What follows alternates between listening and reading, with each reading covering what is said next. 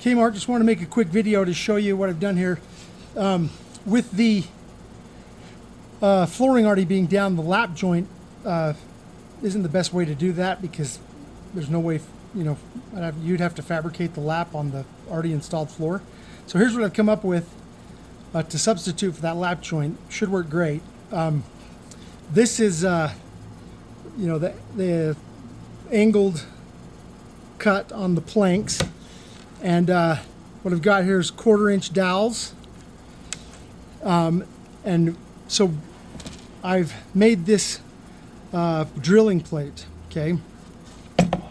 It's got the thickness of the material here and padding on this side, so you can just lay this, if this is, say, one of your landing edges, okay, you can just take this, lay over the top, and then drill this repeating pattern here, and I'll kind of show you the best way to go about that.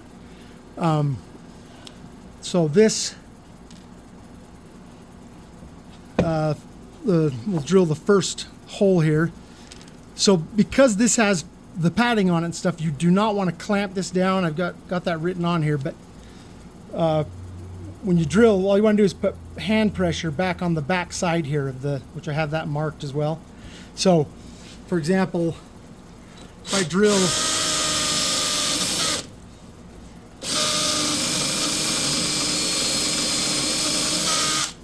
there's a pinhole there, and when you do this, you kind of want to, as you're pushing this down, just keep in mind that you want to, you'd rather error down as opposed to up.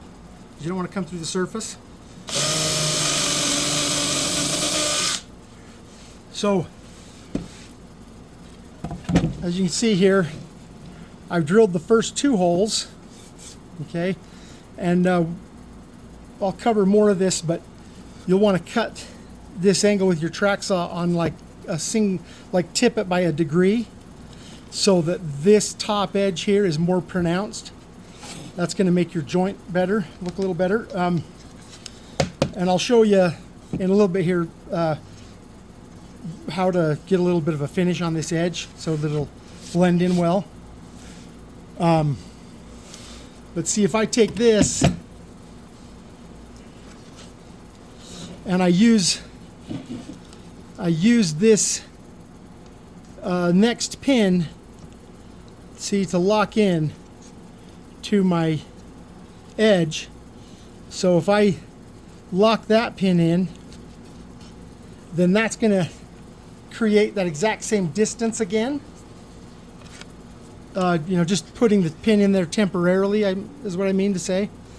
So having that there, now that I've drilled those first 2 holes, I can do that, and then I can move on to drill the next hole and the next hole, and then just slide this down as I go, moving these pins with me, staying in that slot. That'll keep your pattern consistent as you go down. Hope that makes sense. Feel free to cut these ends off if you need to get closer to the edge of the wall or anything, but that's how you can put this repeating pattern onto your already installed edge. And once you've got all these holes drilled, the nosing, I'll have drilled as well. And so you just, a little bit of glue on these and lock them in, wet rag, wipe up any of your wood glue. But that'll give you a really nice flush joint that's rigid. You're not going to get any of this flexing like this as the subfloor might, move, because, obviously against your edge here, you're going to have a lot of structural support underneath. But this, as the floor back this direction, may, flex up and down as the house moves over the seasons and that kind of thing.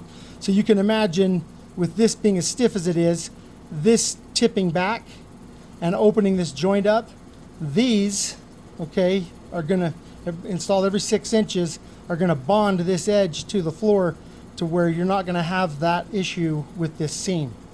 It's going to stay tight. So, any questions or anything on that, let me know. I'm trying to think of anything I'm not covering with it. But again, just as you're drilling, you know, you can kind of see how close those are to the surface. So you just want to be sure, you know, you don't want to tip it a lot, but you just want to be sure that you're putting pressure in an upward direction like this with your drill as opposed to down. Like I say, not a lot. You more want to just, you know, let the bit do the work, but you know, tipped slightly if you're going to tip it all, error down as opposed to up, so you don't come through your surface.